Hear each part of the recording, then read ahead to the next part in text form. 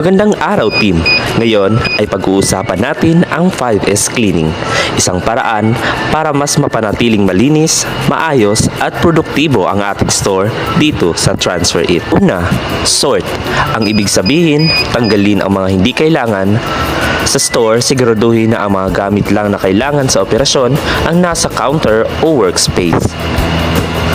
Halimbawa dito, tanggalin natin ang mga lumang papel, sirang tools o empty ink bottles kung hindi na ginagamit, itabi or itapon.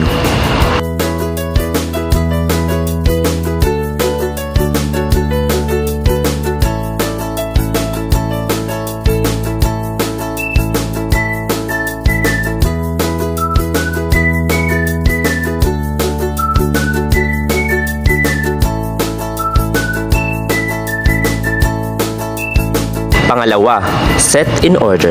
Dapat organisado ang lahat ng gamit. Ilagay ang mga transfer materials, scissors at heat tape sa tamang lalagyan. Dapat madali itong makita at madaling abutin.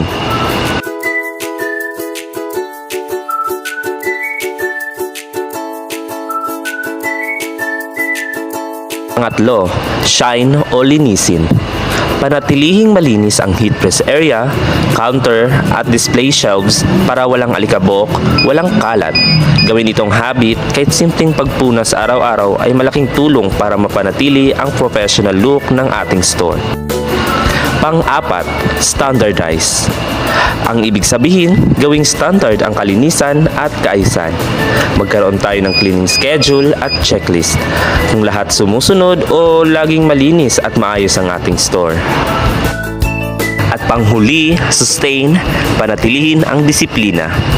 Gawin nating habit ang 5S sa araw-araw, hindi lang tuwing may audit, kundi bilang parte ng ating trabaho dito sa Transfer It. Ang 5S ay hindi lang tungkol sa paglilinis. Ito ay tungkol sa disiplina, teamwork, at malasakit sa ating store. Kung malinis at maayos ang paligid, mas maganda ang serbisyo, mas masaya ang trabaho, at mas satisfied ang customers. Kaya tara, sabay-sabay nating isabuhay ang 5S dito sa Transfer It.